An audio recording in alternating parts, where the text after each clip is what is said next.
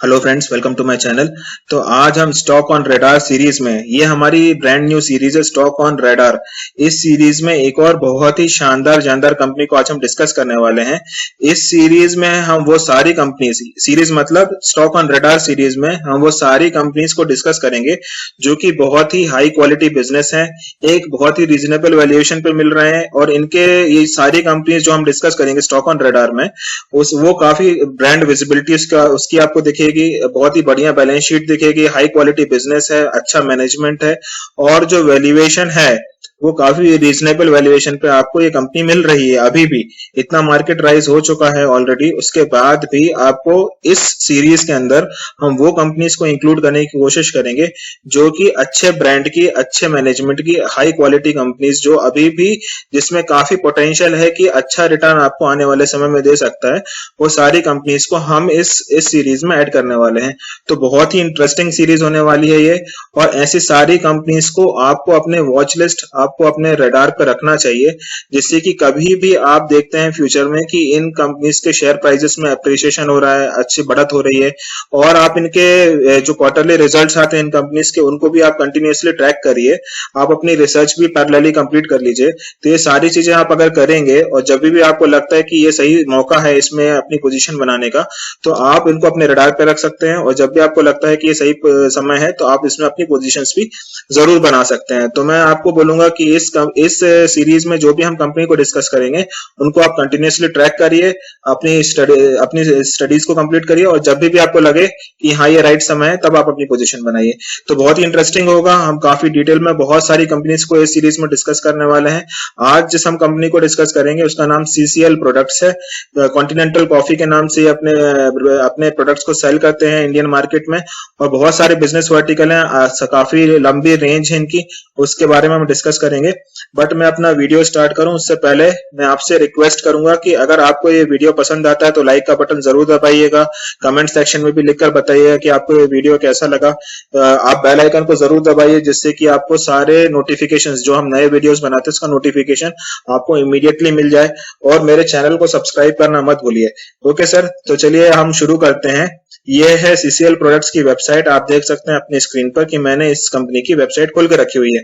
तो ये कंपनी जो है बेसिकली, जैसे मैंने आपको दिख ही रहा होगा स्क्रीन पर, कि ये कॉफी बनाने का काम करती है, इंस्टेंट कॉफी बनाने का काम करती है। तो इस कंपनी के बेसिकली दो डिविजन्स हैं। पहला जो है वो है कॉन्ट्रैक्ट मैन्युफैक्चरिंग का। तो कॉन्ट्रैक्ट मैन्युफैक्चरिंग मतलब जो बड़ी, जितनी भी ग्लोबल बड़ी लार्ज जायंट कंपनीज होती हैं, जो बिजनेस टू कंज्यूमर्स, जिनके ब्रांड्स बन चुके हैं, जैसे नेस्कैफे हो गया, या बहुत सारे हमारे इंडिया में भी टाटा कॉफी होगी, तो ऐसे बहुत सारे दुनिया में ब्रांड्स हैं। तो उन सभी इंडिया में एज वेल एज फॉरेन में ये बड़े ब्रांड्स के लिए कॉफी बनाते हैं, स्टार्टिंग से लेके एंड तक बनाते हैं, पैक करके बड़े ब्रांड्स को ये सप्लाई करते हैं।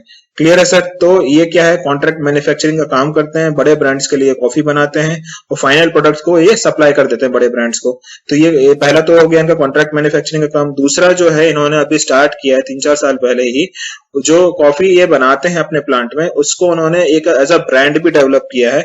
बहुत सारे ब्रांड्स उन्होंने डेवलप किए हैं, और वो जो जितने भी कॉफी से ये बना रहे हैं खुद के ब्रांड्स के नाम से, वो इंडियन मार्केट में ये सेल करते हैं।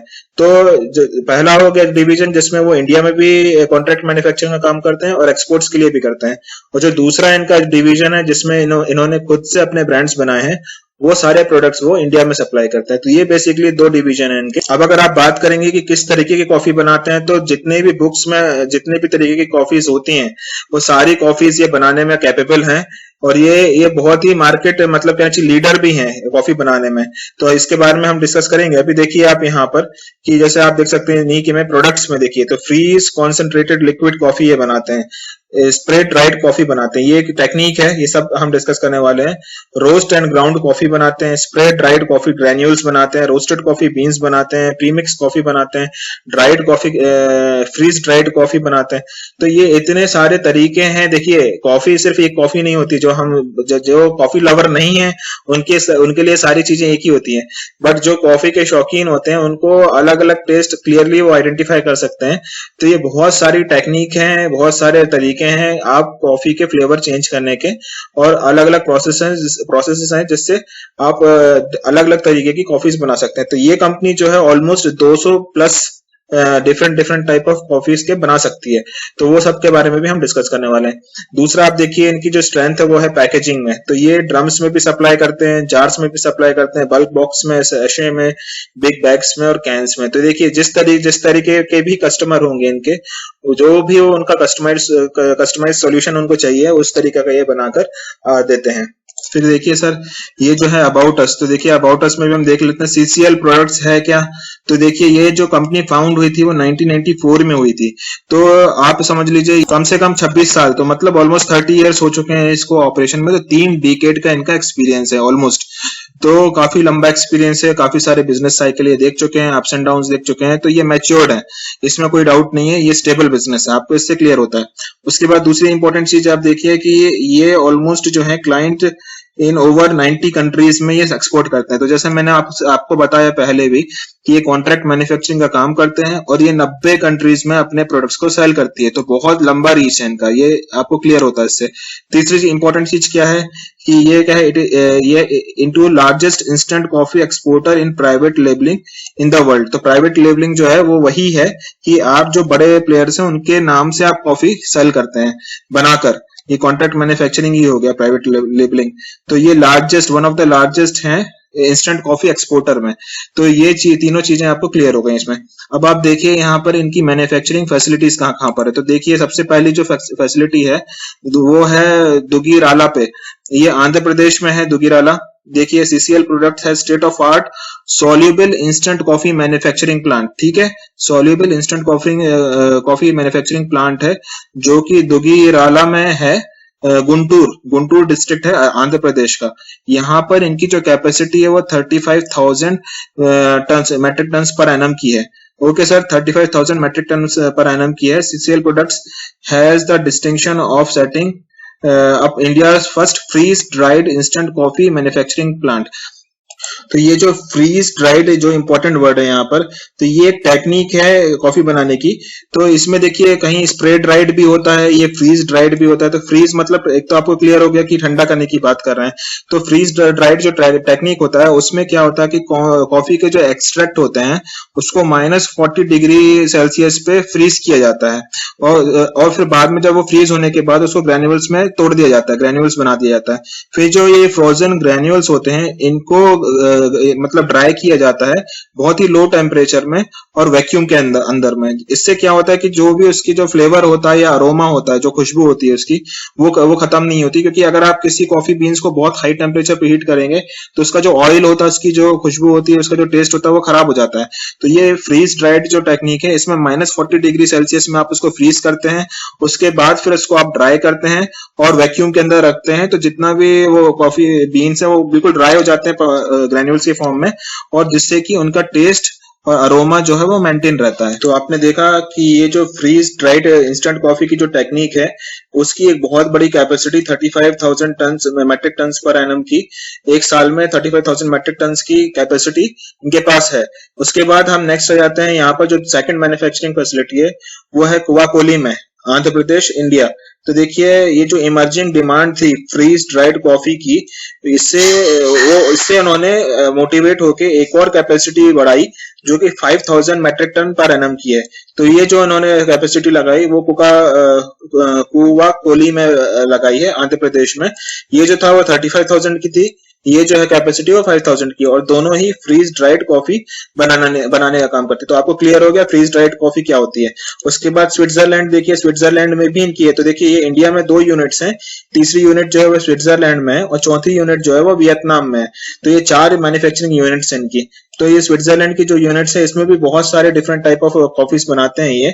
तो आप देखिए कॉन्टिनेंटल कॉफी ऐसे is engaged in manufacturing of instant soluble agglomerated granulated coffee as well as the supplying of spray dried coffee. तो देखिए ये डिफरेंट टेक्निक है। ये हमने यहाँ पर देखा कि ये फ्रीज ड्राइड कॉफी है, यहाँ पर ये जो बात कर रहे हैं वो स्प्रे ड्राइड कॉफी की बात कर रहे हैं। तो ये डिफरेंट टेक्निक है। तो ये स्प्रे ड्राइड कॉफी की जो टेक्निक है बेसिकली क्या है कि अगर आपका एक बहुत बड़ा सिलेंड्रिकल टॉवर है, वहां पर हॉट गैसेस हैं, ओके सर, उसमें अगर आप जो कॉफी के एक्सट्रैक्ट्स हैं उसको अगर आप स्प्रे करेंगे ऊपर से, तो जब तक वो नीचे आएगा तब तक उसका अंदर का जितना भी मॉइस्चर होगा वो कंप्लीटली ड्राई आउट हो जाता है।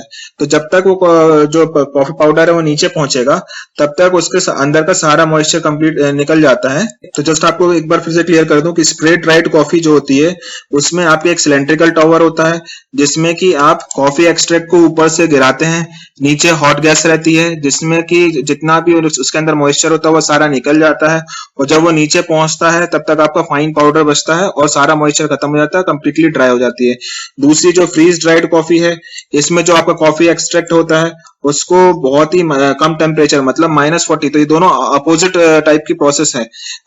स्प्रे ड्राइड में आप हॉट गैस यूज करते हैं, वहीं पर फ्रीज ड्राइड में जो है आप -40 डिग्री सेल्सियस में जो कॉफी एक्सट्रैक्ट है उसको रखते हैं, उसको ग्रेन्यूल्स के जो है उसको तोड़ा जाता है ग्रेन्यूल्स के फॉर्म में, उसके बाद जो ग्रेन्यूल्स उसको फिर फ्रीज किया जाता है और फिर वैक्यूम के अंदर उसको कंप्लीटली ड्राई किया जाता है लो टेम्परेचर में।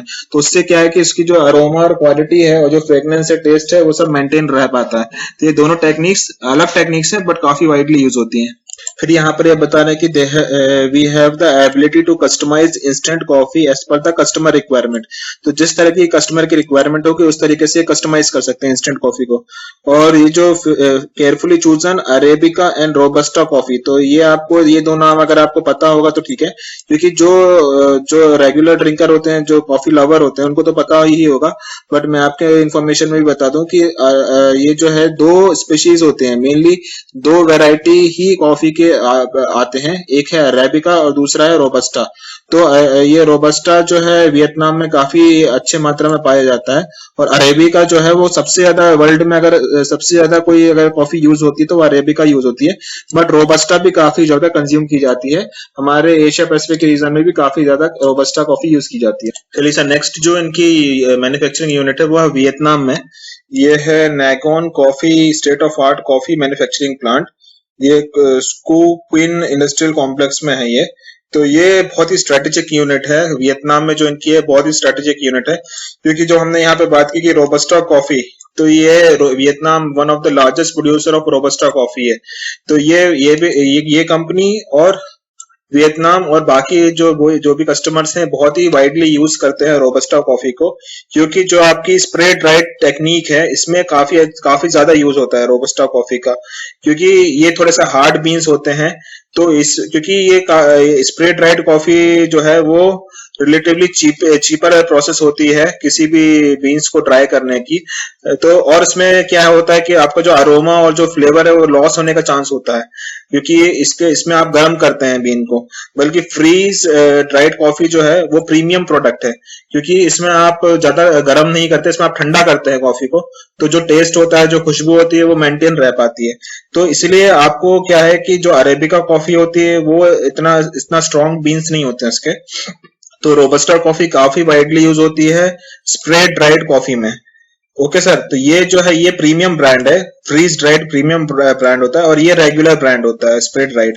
तो रोबस्टा कॉफी जो है ये वियतनाम से काफी बड़े मात्रा में ये पाई जाती है, और ये इनकी एक यूनिट जो है वियतनाम में ये बहुत ही स्ट्रेटेजिकली लोकेटेड है। तो आपको मैंने क्लियरली बता दिया कि इनकी 4 मैन्युफैक्चरिंग यूनिट है। तो और बेसिकली ये एमपी में 2 यूनिट है वो कंप्लीटली फ्रीज ड्राइड मतलब प्रीमियम प्रोडक्ट बना रही है। स्विट्जरलैंड में इनके पास दोनों टेक्निक है, फ्रीज ड्राइड और स्प्रे ड्राइड की।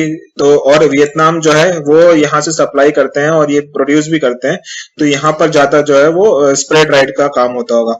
तो आपने समझ लिया, तो ये बहुत ही बैलेंस्ड कंपनी है और हर तरीके की टेक्निक्स है इनके पास।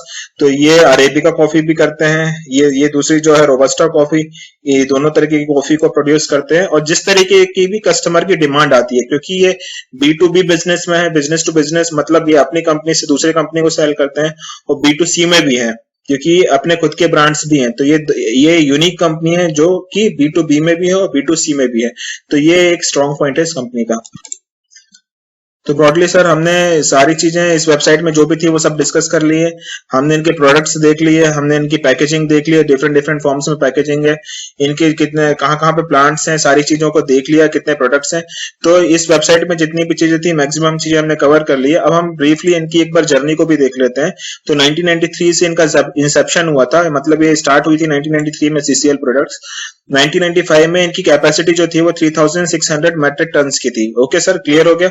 उसके बाद 2003 में इन्होंने अपनी कैपेसिटी को डबल कर लिया, 3600 से बढ़ाकर 6000 कर लिया। ठीक, उसके बाद 2 साल के अंदर इन्होंने अपना पहला फ्रीज ड्राइड प्लांट, जो हमने बात की प्रीमियम प्रोडक्ट है फ्रीज ड्राइड टेक्निक जो होती है, तो इंडिया का पहला instant coffee freeze dried plant इन्होंने सेटअप किया, पहला।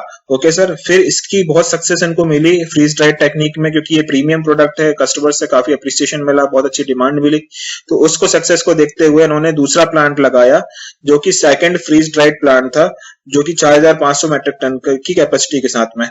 फिर देखिए 2007 तक ये हम पहुंच गए। उसके बाद 2010 में इन्होंने 3000 metric ton granulation capacity plant लगाया स्विट्जरलैंड में। ठीक सर, उसके बाद वियतनाम में 10,000 मेट्रिक टन का स्प्रे ड्राइड। तो देखिए, जो हम बात कर रहे थे कि जो हमारे एक रोबस्टा कॉफी होती है, एक अरेबिका कॉफी होती है, तो रोबस्टा कॉफी क्योंकि वियतनाम में बहुत ज्यादा मात्रा में पाई जाती है और वो हार्ड हार्ड कॉफी होती, मतलब हार्ड जो उसके ग्रेन्स होते हैं, इसलिए वो स्प्रे ड्राइड में काफी यूज होती है। इसलिए वियतनाम में इन्होंने 10,000 मेट्रिक टन का प्लांट लगाया है। फिर यहाँ पे देखिए इनकी जो reached capacity of 14,000 metric ton in spray dried, तो 2014 में 10 की जगह 14,000 तक ये पहुंचते हुए देखें। फिर कॉन्टिनेंटल कॉफी प्राइवेट लिमिटेड वो सेटअप, तो इन्होंने जो कॉन्टिनेंटल कॉफी प्राइवेट लिमिटेड जो है वो इन्होंने सेटअप करी। उसके बाद देखिए ये 2016 में कॉन्टिनेंटल कॉफी प्राइवेट लिमिटेड, तो कॉन्टिनेंटल कॉफी प्राइवेट लिमिटेड क्या है, जो ये खुद के ब्रांड्स B2C बिजनेस जो है इनका, B2C मतलब ये खुद के अपने बिजनेस से कस्टमर्स को सेल कर रहे हैं। तो इन्होंने खुद अपने ब्रांड्स डेवलप किए और इंडिया में सेल कर रहे हैं, तो वो 2016 में किए, तो मतलब 4 साल पहले इन्होंने अपना ये बिजनेस स्टार्ट किया। उसके बाद देखिए जो 15,000 मेट्रिक टन प्रीमिक्स प्लांट वो सेटअप, तो ये पहले से ही कुछ प्रीमिक्स एक कैटेगरी है इनकी प्रोडक्ट की, उसको हम डिस्कस करेंगे आगे। तो उन्होंने 15,000 मेट्रिक टन की कैपेसिटी लगा के इसको चालू किया। तो ये देखिए 2019 में 5,000 मेट्रिक टन की न्यू फ्रीज ड्राइड प्लांट जो है SEZ, वहां पर भी इन्होंने स्टार्ट कर लिया। तो ये ब्रॉडली इनकी जो जर्नी है, ये कंप्लीटली इनका माइलस्टोन से, इतने सारी लंबी जर्नी है, बट इन्होंने हर इंटरवल में अपनी अपनी कैपेसिटी को ग्रेजुअली बढ़ाते हुए आपको दिख रहा है। चलिए सर, अब हम नेक्स्ट आ जाते हैं इसके इन्वेस्टर प्रेजेंटेशन पे भी एक बार जल्दी से नजर डालते हैं, क्योंकि बहुत ही अच्छी इन्वेस्टर प्रेजेंटेशन है। तो देखिए ये कितनी बढ़िया फोटोज हैं, बहुत बढ़िया स्टेट ऑफ आर्ट टेक्नोलॉजी के इनके पास प्लांट है।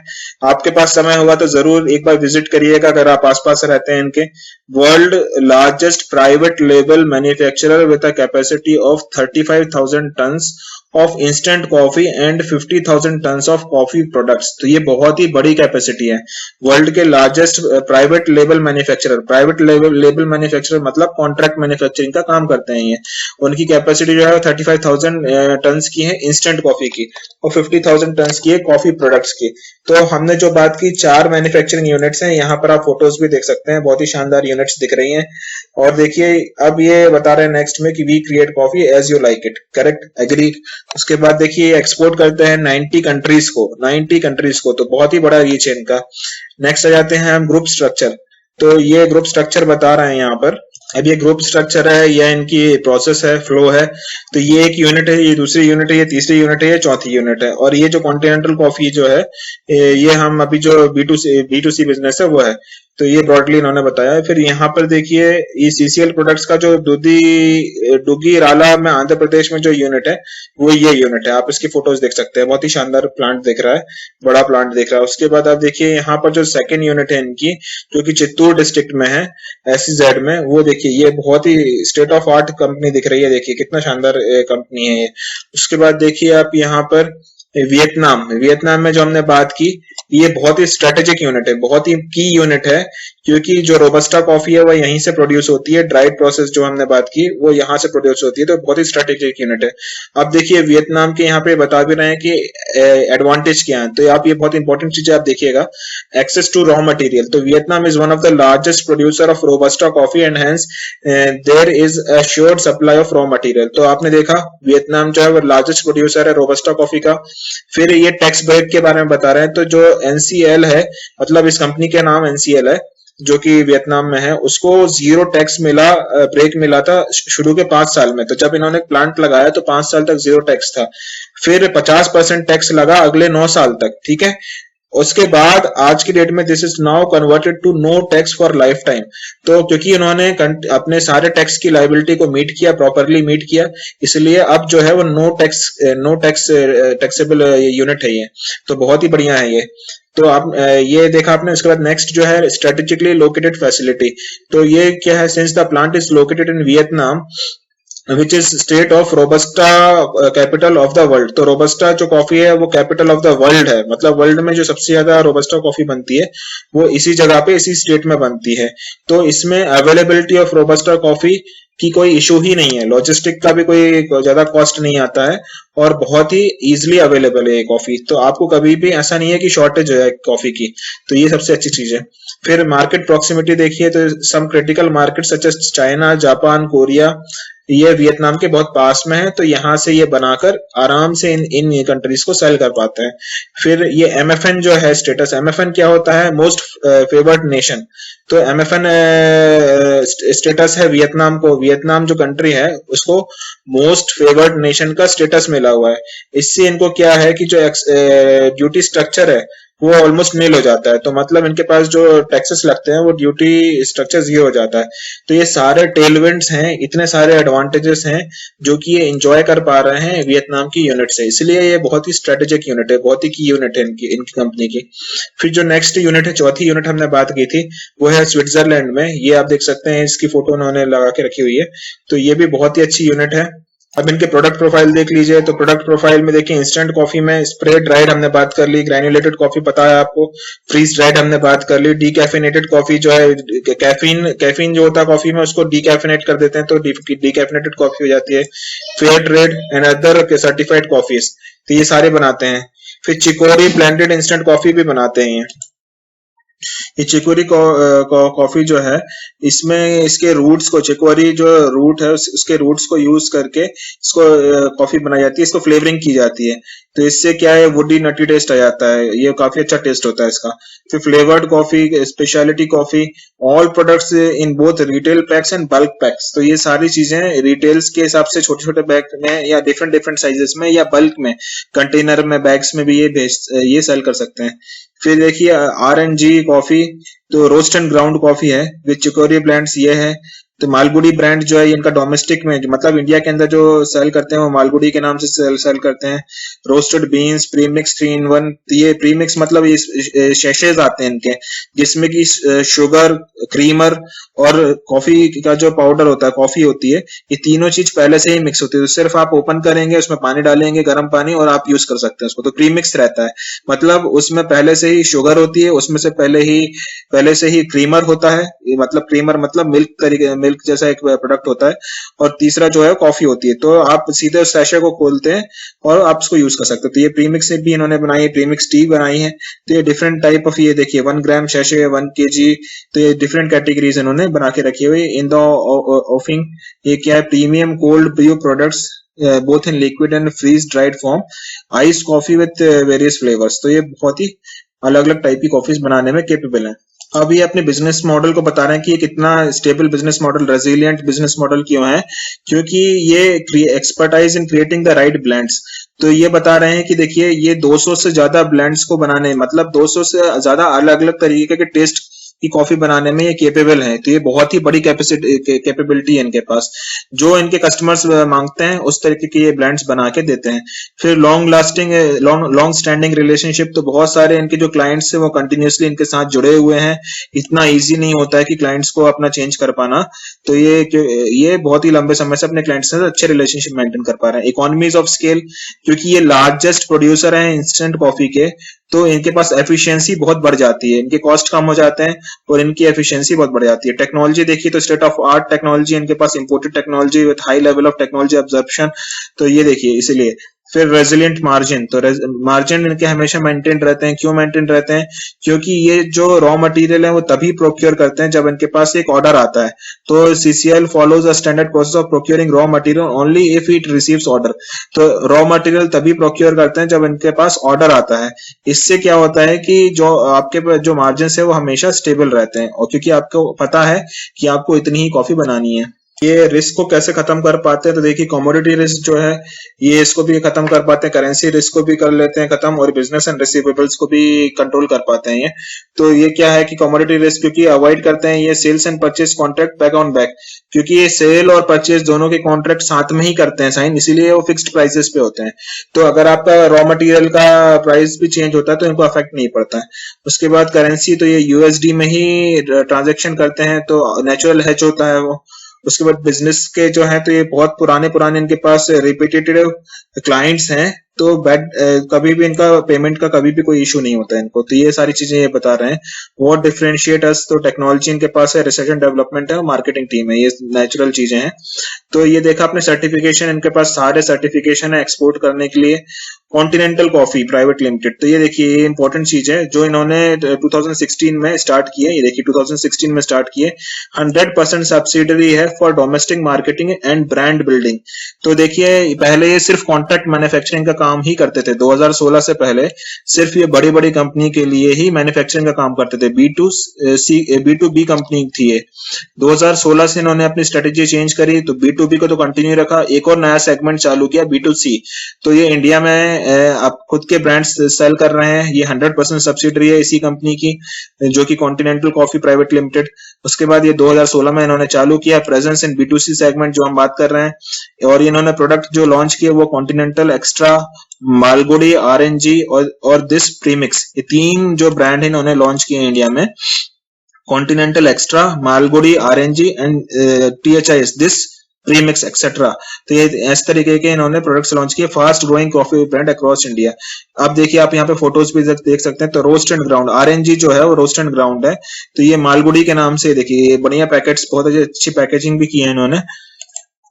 तो ये जो है कॉन्टिनेंटल मालगुडी जो है, ये जो सेल कर रहे हैं वो अरेबिका और रोबस्टा बीन्स दोनों को यूज करते हैं, वो प्रोसेस करते हैं। और ये डिफरेंट डिफरेंट 50 ग्राम्स में, 100 ग्राम्स में, 200 ग्राम, 500 ग्राम, तो हर तरीके की पैकेजेस में ये सेल कर पाते हैं। फिर instant coffee brand for the domestic market, तो ये इंस्टेंट कॉफी है देखिए।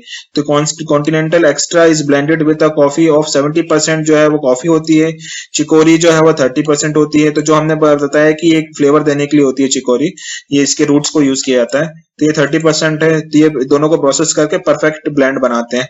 फिर कॉन्टिनेंटल स्पेशियल ला जो है ये, सॉरी कॉन्टिनेंटल स्पेशल, तो is a 100% pure spray dried coffee which gives an authentic taste of coffee in every sip. ठीक है जी। कॉन्टिनेंटल प्रीमियम जो है वो 100% प्योर फ्रीज ड्राइड कॉफी। तो ये देखिए प्रीमियम प्रोडक्ट इनका, इसलिए इन्होंने नाम भी प्रीमियम रखा है। ठीक है सर, क्योंकि फ्रीज ड्राइड जो हमने बात कर ली है काफी एक्सटेंसिवली, फ्रीज ड्राइड टेक्निक को यूज करते हैं ये।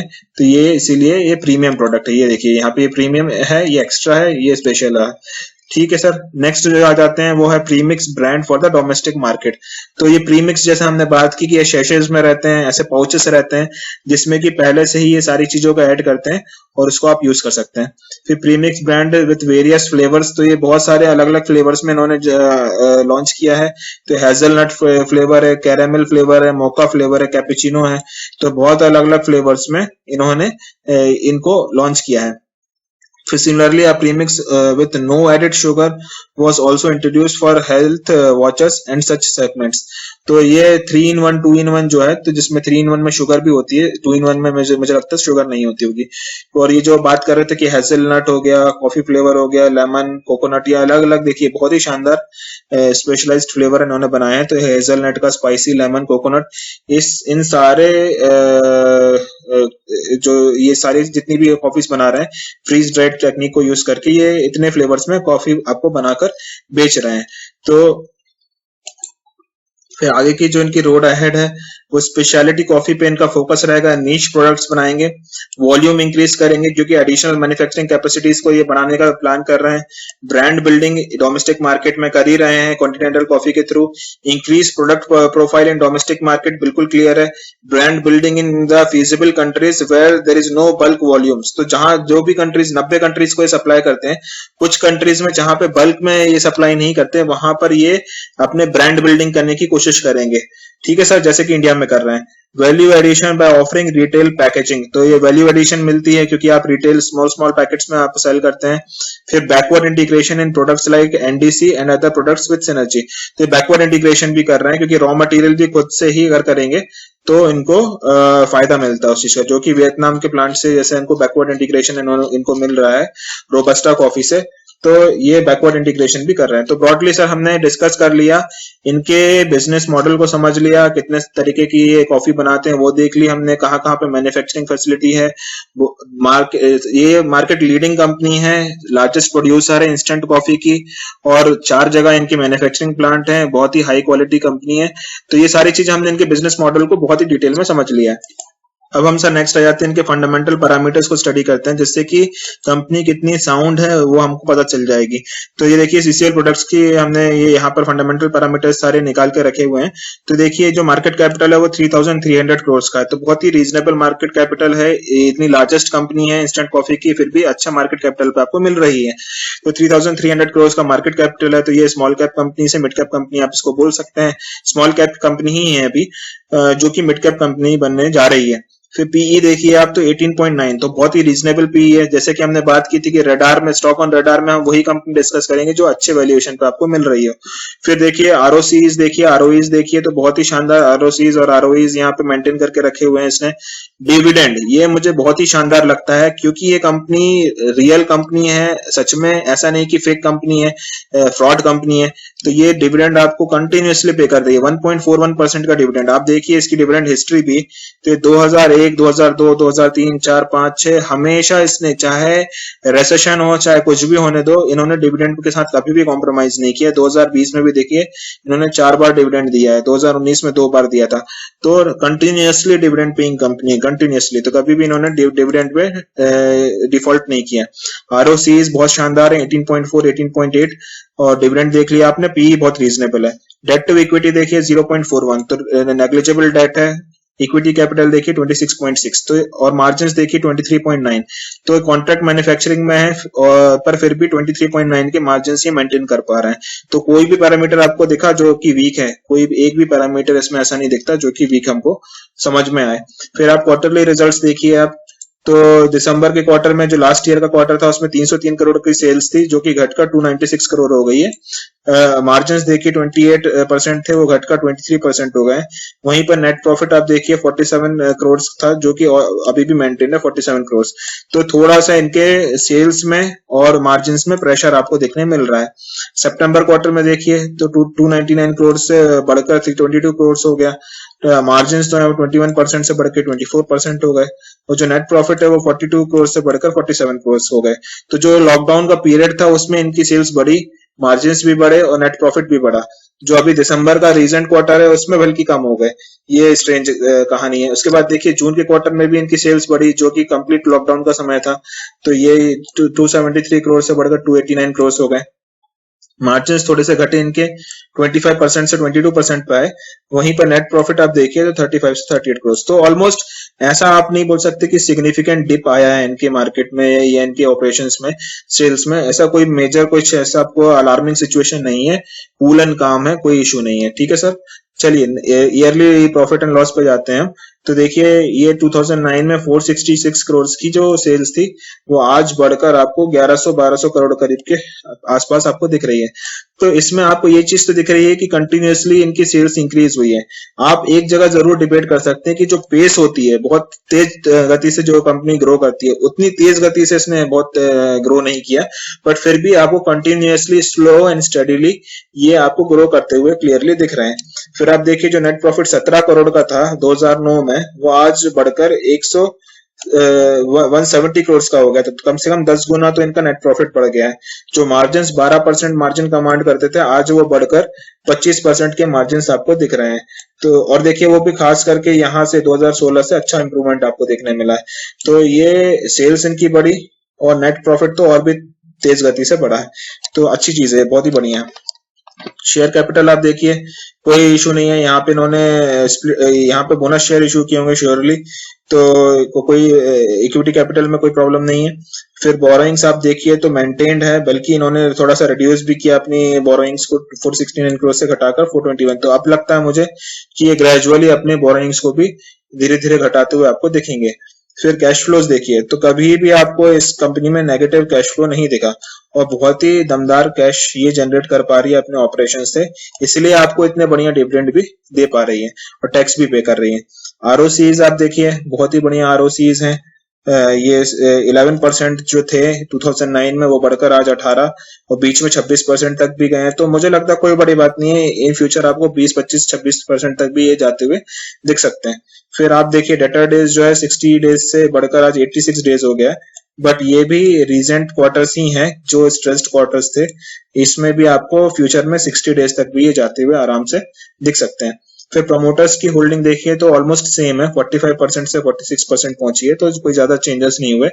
एफआईआईज का देखिए तो 25% से घटकर 11% रह गई है, तो सिग्निफिकेंट जो है शेयर होल्डिंग वो डाइल्यूट की है एफआईआईज ने। तो एफआईआईज बहुत बड़ी मात्रा में बाहर निकलते हुए आपको दिख रहे हैं।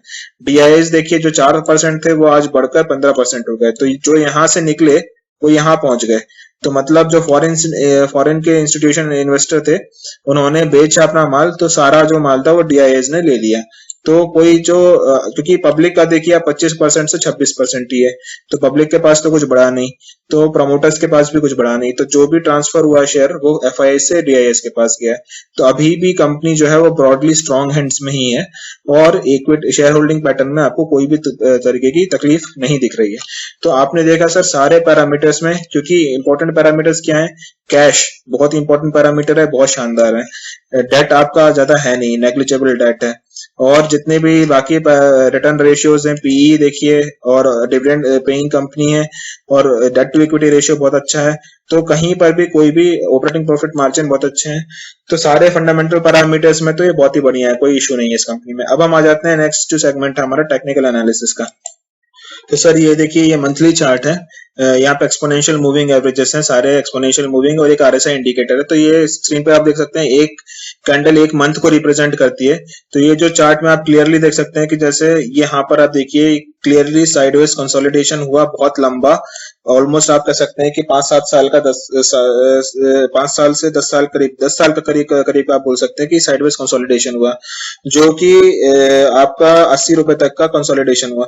उसके बाद आप देखें 2014 से अच्छा एक मूवमेंट आपको देखने मिला इस कंपनी में, अच्छे वॉल्यूम्स का एडिशन भी हुआ। यहाँ पर आप देख रहे हैं यहाँ पे अच्छे वॉल्यूम्स का एडिशन हुआ, आरएसआई में बहुत अच्छी स्ट्रेंथ दिखी आपको। ये मंथली चार्ट है, आप ध्यान रखिएगा, आरएसआई कंटिन्यूअसली ओवरबॉट कंडीशन में आपको दिखा, और एक अच्छा स्टीप रन अप आपको इस कंपनी में देखने मिला, और वहीं पे प्राइस परफॉर्मेंस भी अच्छी थी और मार्केट की परफॉर्मेंस भी अच्छी थी, कंपनी की परफॉर्मेंस भी अच्छी थी। फिर आप नेक्स्ट आ जाते हैं यहाँ पर कि ये देखिए, फिर जब यहाँ से आपको एक सिग्निफिकेंट करेक्शन देखने मिला जो कि 2017 से, तो 2017 से आप देख रहे हैं कि ये कंपनी जो है एक डाउनवर्ड स्लोपिंग चैनल में आपको ट्रेड होते हुए दिख रही थी। तो आप देखिए यहाँ पर ये चैनल है जिस पर ये ट्रेड हो रही है, ठीक है सर। तो यहाँ पर देखिए इसी के बीच में ये अप एंड डाउन हो रहा है। अब आप देख रहे हैं कि रिसेंटली देखिए यहाँ पर जो 2020 में जो करेक्शन हुआ उसमें ये नीचे गया, बट ये इसी के ऊपर ही क्लोज किया है, ठीक है, इस ट्रेंड लाइन को ब्रेक नहीं किया है, तो इसी चैनल के अंदर ये ट्रेंड करता रहा। अब आप देख रहे हैं कि ये जो बैरियर था ऊपर की जो ट्रेंड लाइन है, ये बैरियर था, इसको इसने ब्रेक करके क्लोज होने में सक्सेसफुल हुआ है। तो ये इसके ऊपर क्लोज होने में सक्सेसफुल हुआ है। अब मुझे लग रहा है कि ये जो डाउनवर्ड स्लोपिंग चैनल का जो इसका ट्रेजेक्टरी थी वो खत्म हो चुकी है, अब ये यहाँ से एक नई ट्रेजेक्टरी ऊपर की स्टार्ट करने वाला है, तो ये आपके दिमाग में रहना चाहिए। अब हम आ जाते हैं नेक्स्ट इसके वीकली चार्ट पर। तो मैं आपको वीकली चार्ट में भी इसी चीज को जूम इन करके दिखाता हूँ। तो सर ये वीकली चार्ट है। अब आप देखिए ये जो वीकली चार्ट में भी हम ये ट्रेंड लाइन ड्रॉ कर लेते हैं। आप देखिए यहाँ पर क्लियरली आपको दिखेगा, ये है सर ट्रेंड लाइन, ये रेजिस्टेंस लाइन है, ये सपोर्ट लाइन है, ये सपोर्ट लाइन आपको क्लियरली दिख रही है। उसके बाद देखिए आप यहाँ पर कि ये डाउनवर्ड स्लोपिंग चैनल जो हम बात कर रहे थे उसमें ट्रेड कर रहा था। अब ये देखिए 200 डेज का मूविंग एवरेज है, ये 200 डेज का मूविंग एवरेज है, इस पे आकर अब यहाँ पर एक कंसोलिडेशन हो रहा है, एक साइडवेज ट्रेंड ले रहा है। इस डाउनवर्ड स्लोपिंग चैनल को इसने ब्रेक किया, यहाँ तक तो यहाँ पर कभी भी इसने ब्रेक नहीं किया, यहीं पर रेजिस्टेंस फेस किया, फर्स्ट टाइम यहाँ पर इसने ब्रेक किया है और अभी भी ये बहुत ही अच्छे मोमेंटम के साथ ब्रेक नहीं कर पा रहा है। यहाँ पे कंसोलिडेशन ही आप बोल सकते हैं, ब्रेक कर चुका है बट कंसोलिडेशन हो रहा है। यहाँ पे अच्छे वॉल्यूम्स जनरेट होने चाहिए, जैसे कि यहाँ पे वॉल्यूम्स जनरेट हुए उसी तरीके के कुछ अच्छे वॉल्यूम्स जनरेट हो और ये डिसाइसिवली इसके ऊपर क्लोज करे और बड़े कैंडल्स के साथ में ये ऊपर बढ़ना अगर चालू करता है तो आप बोल सकते हैं कि एक नई ट्रेजेक्टरी में ये स्टॉक जा रहा है। तब आप काफी कन्विंसिंगली बोल सकते हैं कि अब जो ये डाउनवर्ड जो ट्रेजेक्टरी थी वो खत्म हो चुकी है और ये ऊपर जाने के लिए रेडी है। तो इस पहली चीज तो क्या है कि इस चैनल को ब्रेक करके अच्छे बड़े बार्स बनने चाहिए, बड़ा वॉल्यूम्स बनना चाहिए और साथ में कंपनी के जो रिजल्ट्स हैं वो भी एनकरेजिंग होने चाहिए। ये चारों चीजें आपको दिखती हैं तो आप अलर्ट हो जाइए इस कंपनी में, अपने रडार में रखिए इसको और आप अलर्ट हो जाइए। इसके बाद आप एग्रेसिवली इस कंपनी में अपनी पोजीशन बना सकते हैं। तो ये आपको क्लियर हो गया सर। तो ये ब्रॉडली इसका चार्ट है। अब मेरे हिसाब से आपको मैं चाहूं तो एक बार डेली चार्ट भी दिखाई देता हूं। तो आप देखिए यहाँ पर डेली चार्ट पे हम चले जाते हैं, 2 साल का चार्ट भी आपको दिखाई देता है। ये देखिए सर, तो 2 साल के चार्ट में भी आपको देखिए क्लियरली कुछ यहाँ पे 200 डेज के मूविंग एवरेज के पास ही सपोर्ट ले रही है और यहीं पे ही काम होता हुआ आपको दिख रहा है।